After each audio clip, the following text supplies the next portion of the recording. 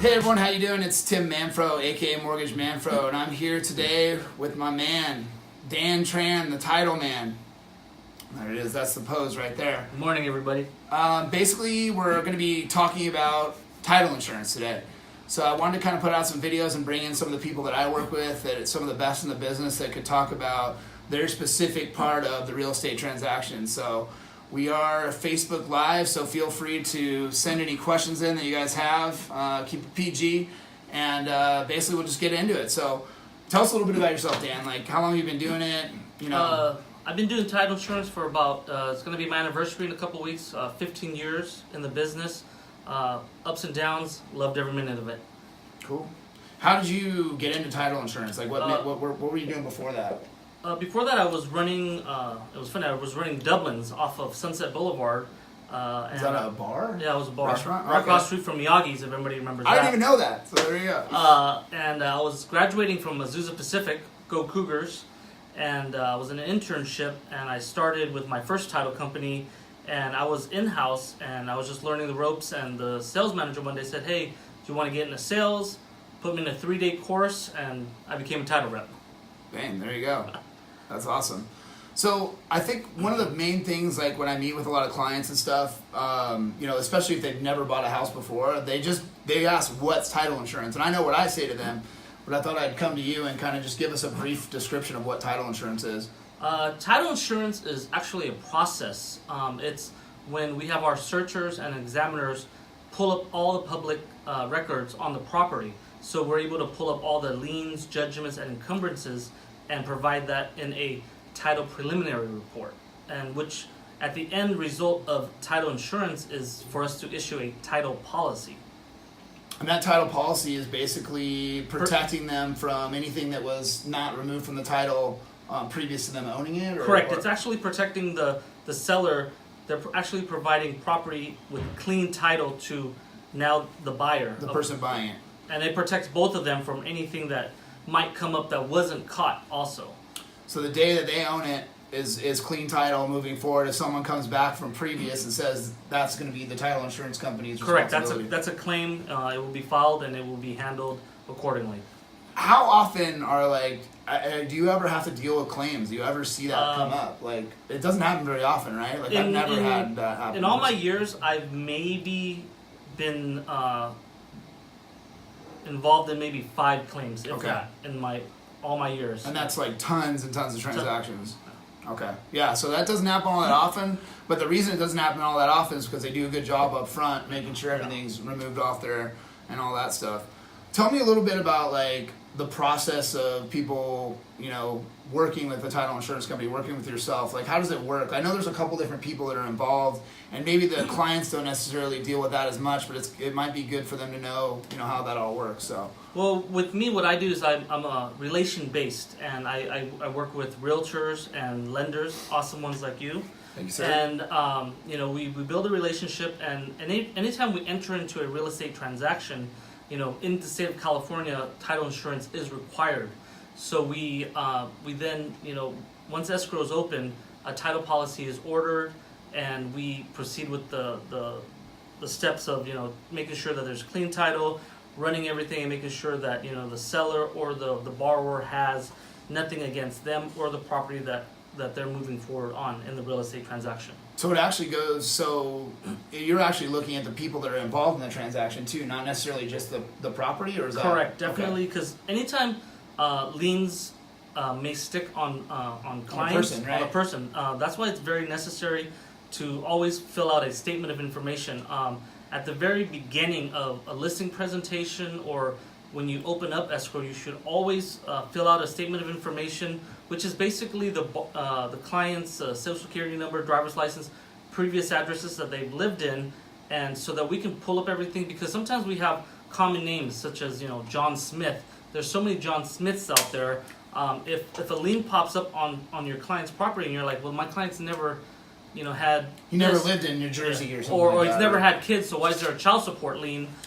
We can remove it immediately because of the statement of information. And that's why it's so important to get those filled out. I mean, I know in refinance situations, you have to fill out a SI, and if people wait till the very end to do it, sometimes stuff pops up, and sometimes, like you said, it's not even their stuff, but it could cause these delays because of, and sometimes it is their stuff, you know. It definitely does cause a delay, you know, like it's always best, and I always recommend it with every client I work with, submit that SI from the very beginning so that you don't have any issues, you know, in the 12th hour when you're ready to close and something does pop up. Yeah. So that's very important. Make sure if you're in a real estate transaction or if you're new to the business and working with people, make sure they fill out that SI right from the get-go. That way it could avoid delays and stuff like that. And you mentioned something too about the preliminary title report. Do you recommend that when people take a listing that they get the prelim ahead of time before they actually go into transaction, or how does that? I would definitely recommend it just because you have 30 days usually in a perfect real estate transaction to close the deal, you know. But you should always order a title prelim, you know, once you have the listing signed, just so that, you know, anything that does pop up, you have extra time to work it out or to, you know, look deeper into it, because sometimes you need to pull up, you know, demands or reconveyances, and you don't want to wait until you open up escrow and now you have all this time that has passed that you could have used to, you know, to fix things. Definitely. Yeah, so proactively, if you're, you know, going to be selling your house and you're working with someone, just make sure that you ask them to get a preliminary title report, because you'll give them out right from the get-go, right? I mean, there's no problem doing that. And it's the process of qualifying your client. You know, you're asking all these questions. You know, you want to know how much their mortgage balance is, and, you know, if they have any other, you know, bills that are pending, so that at the net of close, how much they're walking away with. But if you don't get the title prelim report and you don't see any of the other bills that maybe they forgot about or they maybe hadn't taken care of yet, then, you know, now's the chance that, you know, you'll see it and you can work forward from that, so that come the 12th hour, you're not like, oh my gosh, how am I going to correct this, or what am I going to do to make up the shortage for that, you know. So. Yeah, that makes sense. What's like maybe one or two things that are sticking points with, you know, or you've seen happen over and over again that people maybe could look out for? Definitely vesting. Okay. When you sit down with the listing, you always want to find out who is authorized to sign and who has to sign, you know. Sometimes there's husband, wife, and brother. If brother's not in town or around, or doesn't want to sell, you definitely have to make, you know, those necessary arrangements to get that signed off when we're ready to close. Because if he doesn't want to sell, then we can't issue a clean title insurance policy. And I mean, I ran into issues where maybe a husband or a wife are purchasing and the other spouse isn't going on the transaction. They got to sign some paperwork too to release it, you know, to give that person the ability to close that transaction. And, interspousal deed. Yeah, interspousal deed. And basically, I've never understood why people just don't get that signed up front, because, you know, it doesn't have to be signed right at the very end, right? You Correct. can sign it ahead of time, giving the ability and to... it will be recorded at close of escrow. At close of escrow. Another thing, too, that is popular and a lot of title companies are very, very strict on is if the property is held in a trust. If the property is held in a trust, you have to make sure, you know, whoever is authorized to sign on behalf of the trust, or who has to sign, that they're present and will be able to sign, so that, you know, we can close the transaction. And when it comes to a property being held in a trust, realtors should always get every single page of the trust ready and provide it to the title company, so that it's a smooth transaction. You know, years before it was, you know, all they needed was the table of contents and who can sign. But today, moving forward, I mean, there's just been so many claims and you know, it's just to protect everybody and to alleviate headaches. It's just better to get the entire copy of the trust provided to the title company, so that, you know, we can proceed accordingly. I mean, I think I remember, and I might be incorrect, but like before, when you were recording a property into a trust, you just needed to know the name of the trust and when it was established or something, right? And now it's like there's more to it. So definitely a lot more to it. The entities have to be present and they have to be able to sign off. You know, you know, there's a trust that says, you know, husband or wife. You know, is it husband or wife, or husband and wife? Yeah. You know, things like that we have to look out for, that especially on a trust. The small words can make a big difference. Now, like, one thing that we always run into, like, especially people that have never owned a home before, is like, how do I hold title? And we're really not supposed to guide anyone in doing that, because there could be a ramification if something were to happen, you know, with the way they tell title. Like you said, the little different words and stuff. Like, What do you recommend when people are like buying a house? How should they go about figuring out how to hold title? Well, what I would do is, I can provide a guide on how. There's a sheet, right? There's a sheet on how you would hold title, and just like you, I myself would never, advise anybody how to hold title, just because, I wouldn't want that to come back to me. But, consult with your CPA, because different vestings for different tax purposes, and husband and wife as joint tenants is very similar to husband or wife with the right of survivorship. Yeah. So things like that, you got to make sure that you ask the right questions and stuff like that, because if it's husband and wife as joint tenants, if one happens to the other, it automatically goes to the other party. But husband and wife as tenants in common, now that gets a lot more sticky. Doesn't it go to like their surviving spouse? It doesn't go to the surviving spouse. Now it's like 50-50, and that 50% of the deceased spouse goes to whoever they deemed they wanted to, and if they don't have a will, probate. And it goes into probate, and that's complicates things even more. So again, do the research on how it would be best when purchasing a property and how you want to hold title. Consult with a CPA, consult with an attorney, and see what's beneficial to you and your family.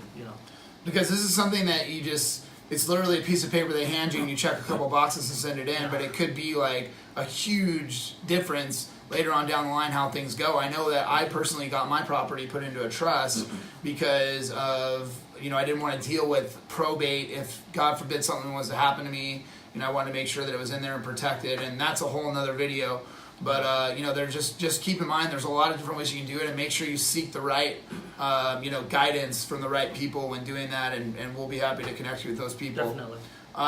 What's some other stuff we could talk about real quick? Let's see. Some of the duties that a title officer does in a title company is basically what I do is I make the relationships with the clients, and once the order is a title report is ordered from escrow, now we have a title officer in the office who reviews all the liens and judgments, and then comes back and informs escrow of all the things that comes up in the title preliminary report, and it helps out because now the escrow officer knows I need to get a demand from the lien holder. I need to and sometimes going back to the SI, if something doesn't belong to the borrower, to have to get the necessary paperwork filled out so that title can remove that through a supplement for the title policy so that we can move forward. And then the title officer, up to the 12th hour, to the day of closing, is consistently and constantly reviewing the properties to make sure that we are issuing a full, clean so title it doesn't policy. pop up in the last minute, which happens sometimes. All the time. I don't know how they figure it out, but they know that stuff will come up. So, basically, title insurance is something that when you're buying a house or selling a house or even getting a refinance, it's just a little line item, a charge on there, and you don't really ever think about it, but there's just so much more to it, and that's the case with so much of the real estate transaction. One thing in closing I wanted to touch base with, I think this might be something that would connect with you, but how there's been a lot of fraud lately with wires and stuff like that. Definitely with wire frauds, there a lot of times, if you look at your title preliminary report, escrow officers will get wire instructions in the report, and we make sure that once we receive the wire, we're checking it, we're making sure that the wire is coming from the correct source and the address or order number or escrow number is attached to it, so we can connect the dots to everything and we verify it. We make sure that all of our emails are done through in-house emails, and definitely encrypted. No personal emails are used at all, just to protect everybody in the transaction. Because if you guys haven't heard what's happening out there a lot, and I just heard a stat that was crazy, it was like California's the #1 place for actual wire fraud right now, case by case.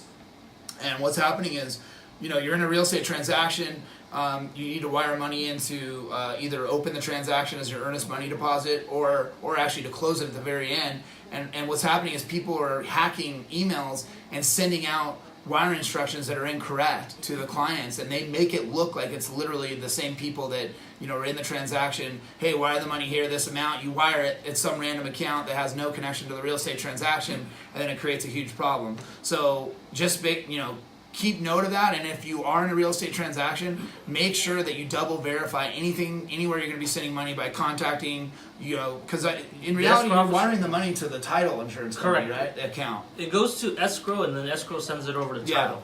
So that's kind of connected, but just make sure that's one note for you guys to take away from this. And we just appreciate you guys taking time to watch this video. If you have any questions about title insurance, you can come to me, but especially Dan Tran, the title man, my right-hand title guy. So thanks so much, and have a great day. Enjoy your weekend, everybody. Thank you. Thank you, Tim, for your time. No problem.